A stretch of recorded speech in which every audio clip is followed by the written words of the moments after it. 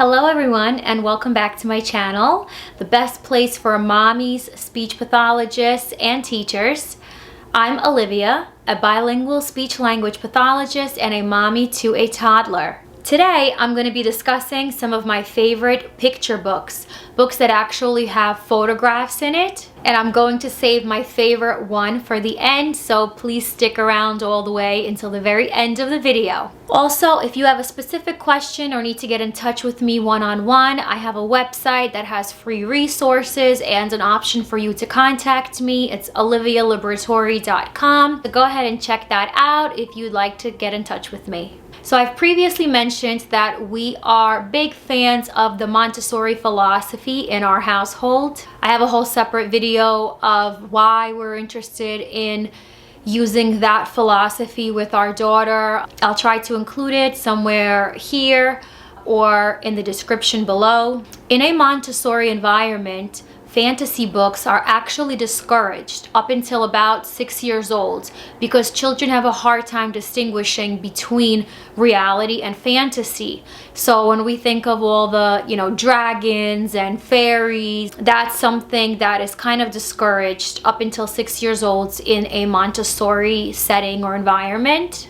And there are lots of non-fiction books that have beautiful illustrations. Maybe I'll make a separate video on those. But today I wanted to focus on actual picture books, realistic imagery in the books. And there are so many of them. There's entire series. I'll make sure to link everything down below to make it easier for you guys. And without any further ado, let's get started with our list. The first series that I wanted to mention are the My First Words or My First series by the Priddy books. Some of them have flaps and are interactive, but the general idea is that there's lots of pictures that are on each page for your child to explore. Another great interactive series are the Touch and Feel books. They're very clear pictures and a lot of them have some kind of fuzziness on them. So if there's an animal, you're able to touch and feel the animal, which is a lot of fun for children. And there are also different series by entire organizations. For example, the National Geographics has an entire kids series that include a lot of realistic picture books. The American Museum of Natural History has lots of great books. One of them is included right here, as you can tell. I also wanted to include some social emotional books. So for example, Making Faces is a great book that has different facial expressions for the child to see and to pick out the different reactions that the children are having, and that's a great way for them to explore how someone is feeling. Plus, children love to look at other babies, so that was a big hit in our household. Some other favorites that are not necessarily series but just great books: Heads and Tails by Carly Davidson. It includes different body parts of animals, which could be fun for a baby to explore and learn. Staying on the topic of animals, What is Baby Gorilla Doing is another adorable book. You're able to discuss what baby gorilla is doing, which is really cute.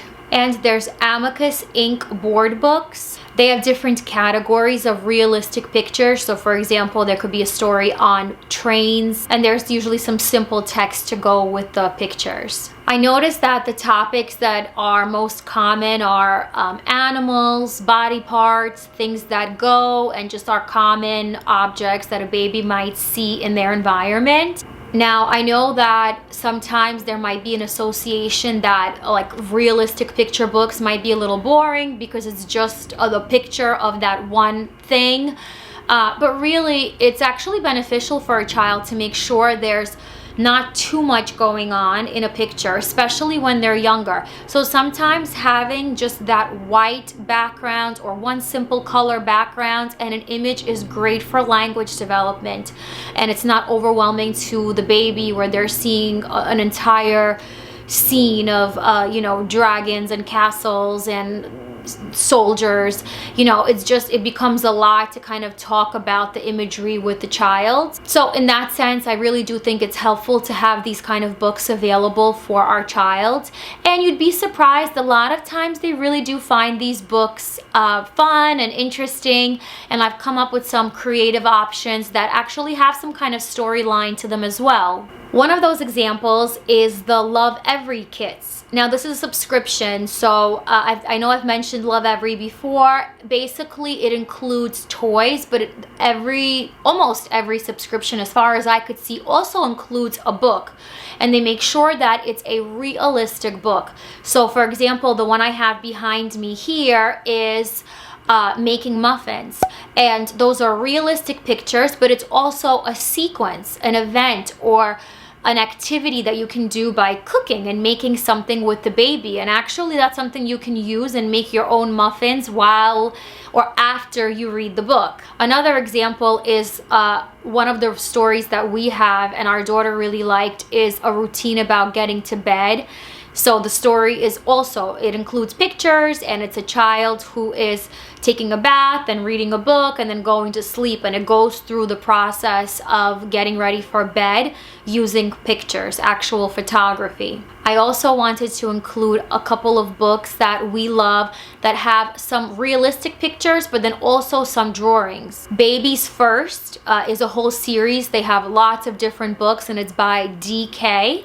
You'll see that some of the pictures are actual photography, realistic imagery, and then other ones are drawings, which is a nice way to kind of mesh those two things together. We also have a subscription to a magazine called Highlights, and it also includes both drawings and realistic photographs. My final suggestion, which I said is my favorite and I saved it for the very end, is a story called Knuffle Bunny by Mo Williams, who we love in this house. He's got a lot of amazing books, but this particular story and book is so cute because it actually has realistic photography, but then the storyline, what's being told in the book, is actually in drawing or art form. So the story is about a baby that loses his little toy, and as he's going through the different places in the story, it's real pictures. So it'll be a picture of a park, but then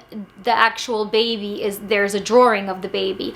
I just thought it's such a cute way to incorporate both of those elements, and again, it has a storyline. So if you're interested in something that's not just different pictures, if you wanted to have a story behind it, it's just a very cute story. I thought it was such a creative way to write a book. And my little bonus tip of something that we've done in our house before is include actual little coffee table books that have realistic pictures in them as another way for my daughter to explore and to have access to a different book. So for example, this Norbert coffee book that we had just before I had my daughter is something that she loves because it's different pictures of this little dog and he's doing all these different things, and she loved looking at the story, and it was just really cute way for us to have something that we loved before we had our daughter, and it's another way for her to see some realistic pictures. I would love to hear some of your favorite books. I know there's a lot of them. I missed a couple, but I just wanted to kind of give you a general idea of where to start if you wanted to include them in your library. So if you have a favorite, please go ahead and link the name of that book down below. I would really appreciate it, and I'm sure so would everyone else that's watching this video. We're trying to build a community here of mommies that are supporting each other. If you like this video, please go ahead and subscribe and give it a like. It really helps out the channel. I'd really appreciate that. Please let me know what videos you would like to see from me next. Thanks for watching until the very end, and I will see you in my next one. Bye!